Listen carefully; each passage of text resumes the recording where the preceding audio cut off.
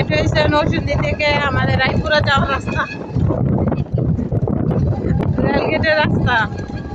অনেকটাই সুন্দর, অনেকটাই নিরাপত্তা, অনেকটাই ফাঁকা। সকালবেলা তো বেশি একটা জ্যাম নাই আর কি, রাস্তাটা অনেকটাই ফাঁকা থাকে। একটু একটু রোদ উঠছে, ভালো লাগতেছে। আসলে রাস্তাটা সুন্দর লাগতেছে। সাথে হয়েছে এটা হচ্ছে ট্রেন, এদিক দিয়ে ট্রেন যায়, এদিক দিয়ে গাড়ি, ওই পাশে বাড়িগুলো।